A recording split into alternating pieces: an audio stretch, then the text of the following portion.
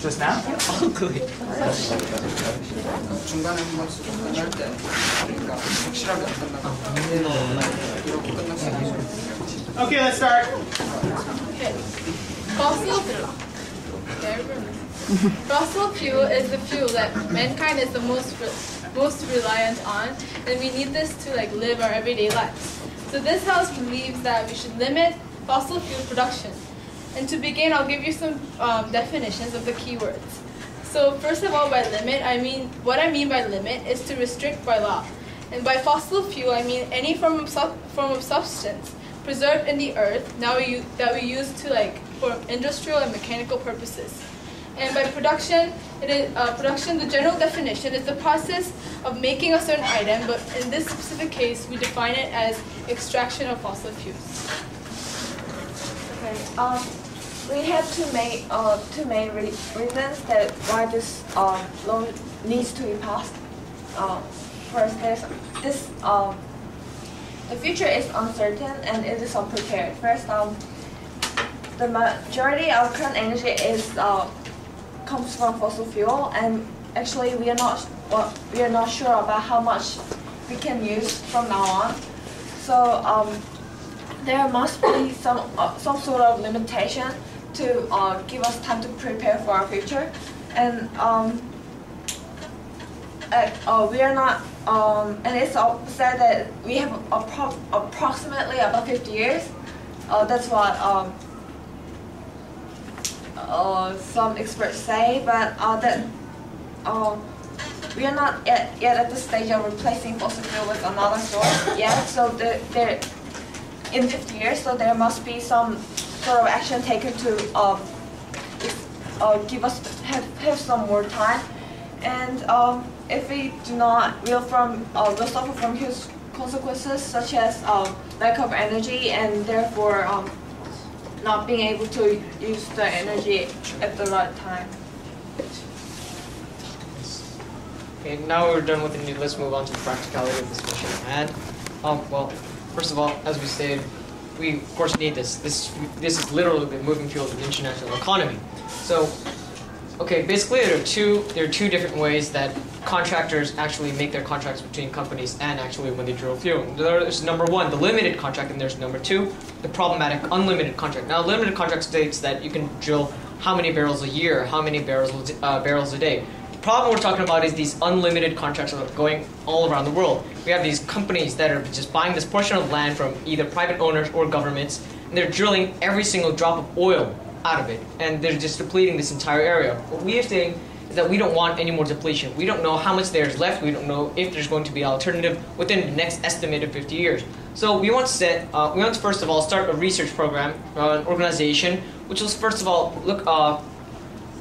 go around the entire globe looking for how much fuel there's estimated fuel left and how much more we can actually drill before depletion occurs. So by basing this research, we want to give this information to actually governments.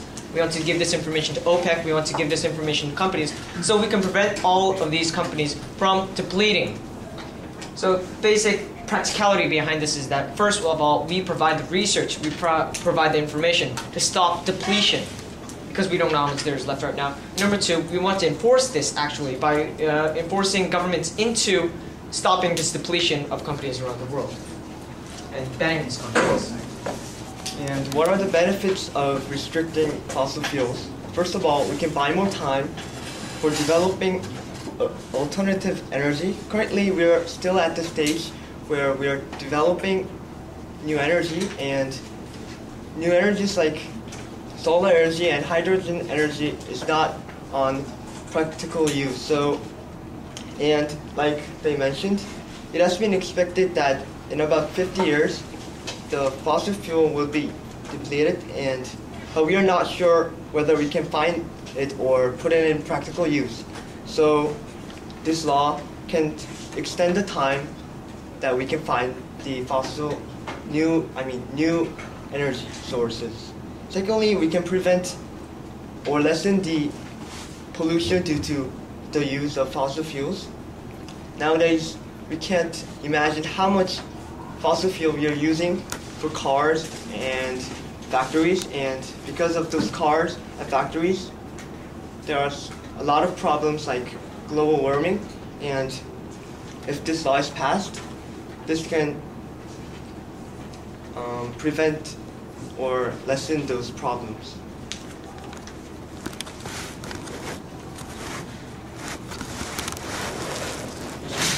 Okay, the floor is open to questions now. 1, 2. But like, what about like the owners of the cars in the factories? Like, yeah, this is beneficial for society, but like, yeah, they want to,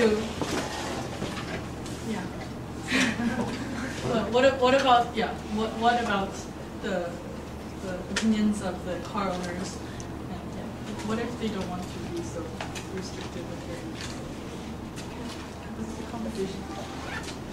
Well, of course, the conversation will be, since we don't know how much there is limit.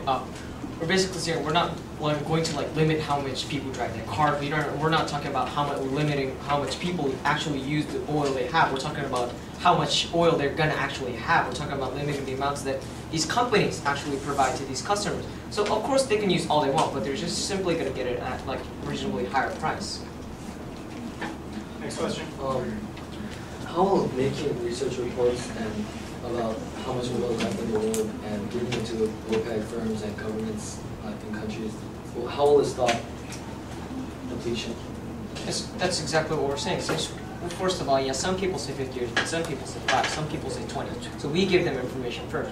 We tell them, oh, this is how much we have left. But since they're drilling like crazy, basing this entire thing on 50 years, we tell them how much is left, and we're going to prevent this depletion by actually, providing government with the power to just enforce this prevention of depletion. Because first of all, we need information. We give them the information, then the government actually enforces that prevention of depletion based on. And also, the oil is actually gonna deplete anyway, but this motion is actually to extend the time until the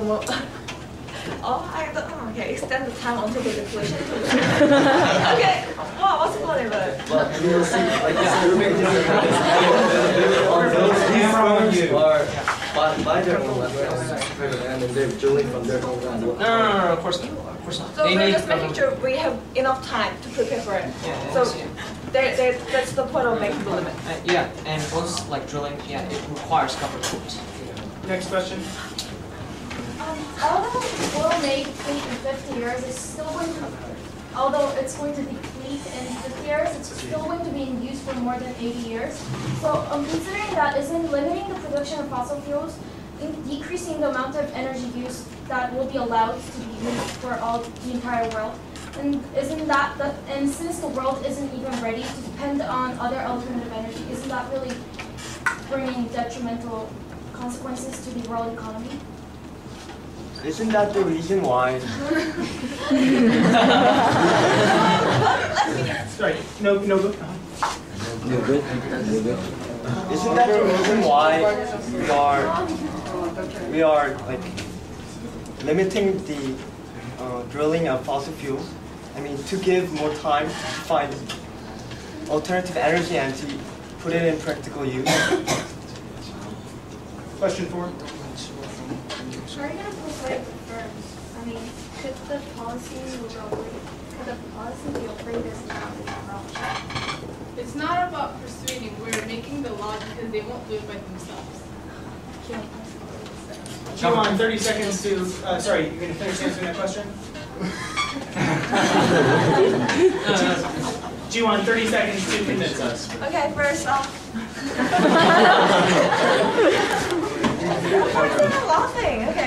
Okay, this law is to the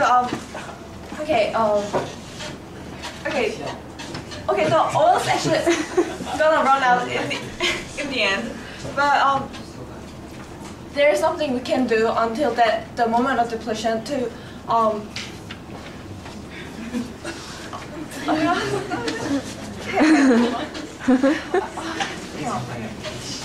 the oil's running out and we have 50 years. We have to, and in 50 years we know that it's quite impossible to Yeah, and then alternative energy, and we need time. And we strongly recommend you to support this law because, for our future, to give us more time to invent a new energy. Okay. Thank you.